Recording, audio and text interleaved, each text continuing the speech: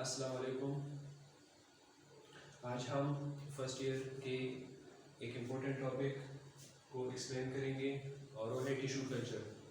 Topic को explain करने से पहले आपसे रिक्वेस्ट है कि आप मेरे चैनल को सब्सक्राइब करें और साथ ही बेल आइकन पर भी क्लिक करें ताकि मेरे नए आने वाली वीडियोस की नोटिफिकेशन आपको मिल सके। अब हम अपनी टॉपिक को एक्सप्लेन करेंगे। आज का टॉपिक है हमारा tissue culture. Tissue culture cell biology में यूज़ होता है। इससे पहले वाली वीडियो लेक्चर्स में मैंने सेल फ्रैक्शनेशन, स्टेनिंग को एक्सप्लेन किया था। वो भी सेल बायोलॉजी में यूज़ होती हैं। वो भी कुछ टेक्निक्स हैं जो सेल बायोलॉजी में यूज़ होते हैं। बिल्कुल उसी तरह टिश्यू कल्चर भी एक टेक्निक है जो सेल बायोलॉजी में यूज़ होता है। तो सबसे पहले इसकी डिफिनीशन की तरफ जाते हैं। टिश्यू कल्चर की डिफिनीशन है tissue culture is a method. Tissue culture एक मेथड होता है in which tissue fragment of an organism is treated in a medium to produce a whole organism। यानी टिश्यू कल्चर एक टेक्निक है, एक technology है और इसकी मदद से हम एक ऑर्गेनिज्म से टिश्यूज़ को लेते हैं, सेल्स को लेते हैं और उनको फिर एक मीडियम में ट्रांसफ़र करते हैं और उनकी ग्रोथ करवाते हैं और उनकी ग्रोथ से फिर आगे हम नए ऑर्गेनिजम्स को प्रोड्यूस करते हैं, नए क्लोन्स को प्रोड्यूस करते हैं। तो ये जो टेक्निक होता है इसका मैकेनिज्म किस तरह होता है, यानी इस टेक्निक में जो स्टेप्स फॉलो किए जाते हैं। सबसे पहले taking a small piece of tissue apical bud, यानी सबसे पहले हमने ये देखना है कि जिस प्लांट की हमने टिश्यू कल्चर करनी है उसके एपिकल बर्ड से हमने टिश्यू को लेना होता है। सपोज हमने इस प्लांट की टिश्यू कल्चर करवानी है तो हम क्या करेंगे, सबसे पहले हम ये करेंगे कि जो एपिकल बर्ड होता है, एपिकल बर्ड्स वो ग्रोइंग पॉइंट्स होते हैं जहाँ पर प्लांट्स की ग्रोथ होती है। तो यहाँ पर जो पॉइंट्स होते हैं, यानी जो एपिकल बर्ड्स होते हैं, यहाँ से हम टिश्यूज देते हैं। उसके बाद जो नेक्स्ट स्टेप होता है वो ये होता है कि ट्रांसफर टिश्यू इनटू मीडियम। इनकी जो सेल्स होते हैं या जो पार्ट होता है इनको हम एक मीडियम में ट्रांसफर करते हैं। सपोज ये हम सेल्स है और इन सेल्स को या इन टिश्यूज को हमने या इस पार्ट से लिया, तो इन सेल्स को या इन टिश्यूज को हम एक मीडियम में ट्रांसफर करेंगे। मीडियम एक सोल्यूशन टाइप मटेरियल होता है जिसमें न्यूट्रिएंट्स होते हैं और उन न्यूट्रिएंट्स की मदद से इन सेल्स की, इन टिश्यूज की फिर आगे ग्रोथ होती है। तो ये जब इन सेल्स को हम यहाँ से लेते हैं और इनको हम मीडियम में ट्रांसफ़र करते हैं, तो मीडियम में ये जो सेल्स होते हैं इनकी सेल डिवीजन होती है। ये सेल डिवाइड होते हैं और इनसे एक स्ट्रक्चर बन जाता है जिसको हम कैलस कहते हैं। यानी कैलस वो सेल्स होते हैं जिनका फंक्शन आइडेंटिफाई नहीं होता।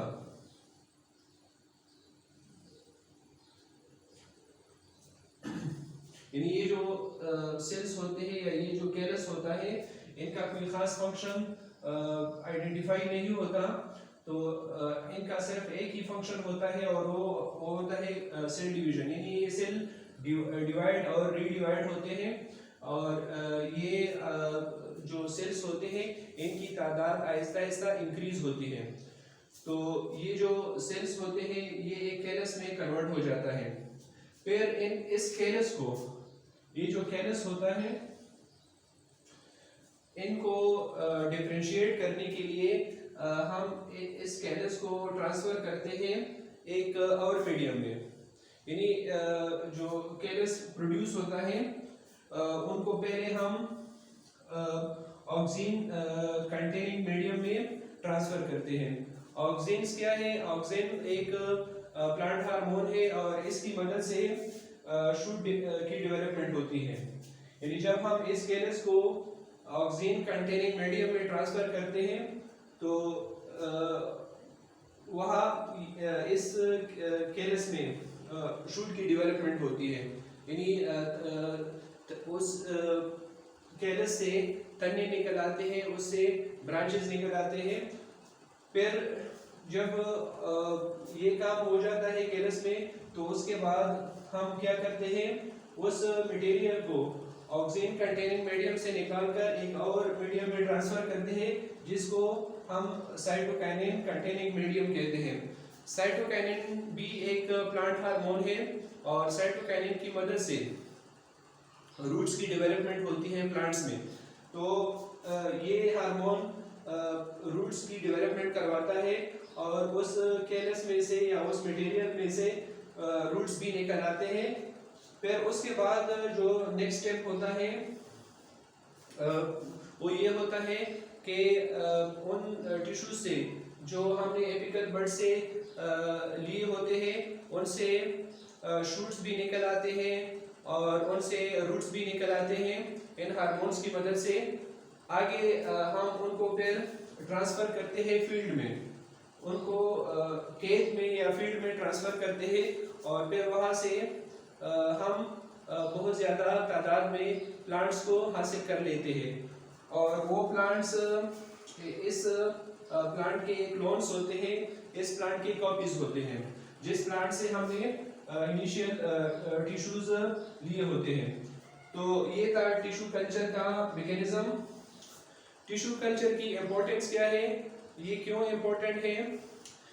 ये जो टेक्निक मैंने अभी बताई कि हम प्लांट से टिश्यूज लेते हैं या सेल्स लेते हैं और उनकी फिर हम लेबोरेटरी में ग्रोथ करवाते हैं और उनसे फिर हम शूट्स और रूट्स निकलवाते हैं और उनसे जब शूट्स और रूट्स निकलते हैं तो उनको फिर हम फील्ड में ट्रांसफर करते हैं और इसी तरह हम बहुत ज़्यादा तादाद में प्लांट्स को हासिल कर लेते हैं।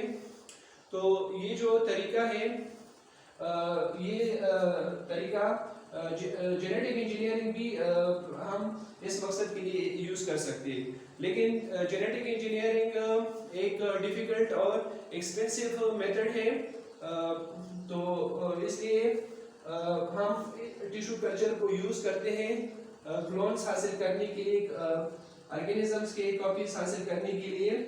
तो as compare to genetic engineering tissue culture is useful.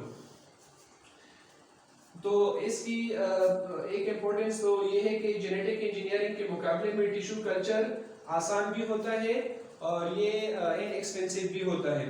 तो इसकी एक इम्पोर्टेंस तो ये होगी। दूसरी इम्पोर्टेंस इसकी ये है कि टिश्यू कल्चर की मदद से हम डिजीज फ्री प्लांट्स हासिल कर लेते हैं। फॉर एग्जांपल एक प्लांट है और उसकी जो क्वालिटी है अच्छी है, लेकिन उसमें एक डिजीज लगा है, फंगल डिजीज लगा है या वायरल डिजीज लगा है या उसमें बैक्टीरियल डिजीज लगा है और वो उस प्लांट की क्वालिटी अच्छी है लेकिन उसमें एक डिजीज लगा है। अगर हम इसी प्लांट की आगे ग्रोथ करवाते हैं तो उन प्लांट्स में भी वो डिजीज होगा जिससे फ्रूट प्रोडक्शंस इफेक्ट होगा। तो इसी मकसद के लिए हम क्या करते हैं, टिश्यू कल्चर को यूज करते हैं और टिश्यू कल्चर में हम इन एरिया से जो एपिकल बर्ड्स होते हैं या टर्मिनल बर्ड्स होते हैं इन्हीं से हम टिश्यूज लेते हैं और उनकी लेबोरेटरी में ग्रोथ करवाते हैं और उनसे हम फिर आगे उस प्लांट की कॉपीज या क्लोन्स बनाते हैं। तो इसमें ये जो एपिकल बर्ड्स होते हैं या टर्मिनल बर्ड्स होते हैं इनमें डिजीज लगने के चांसेस कम होते हैं।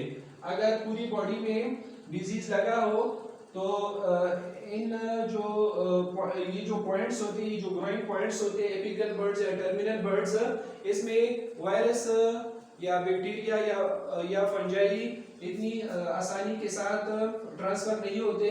तो ये डिजीज फ्री एरियाज होते हैं इसलिए अगर हम इनसे आगे टिश्यू कल्चर की मदद से क्लोन्स बनाते हैं या इनकी कॉपीज बनाते हैं तो उनमें डिजीज नहीं होंगे, उन प्लांट्स में डिजीज नहीं होंगे। Thank you so much students, hopefully आपको ये टॉपिक अच्छी तरह समझ में आया होगा। Don't forget to subscribe my channel. अल्लाह हाफिज।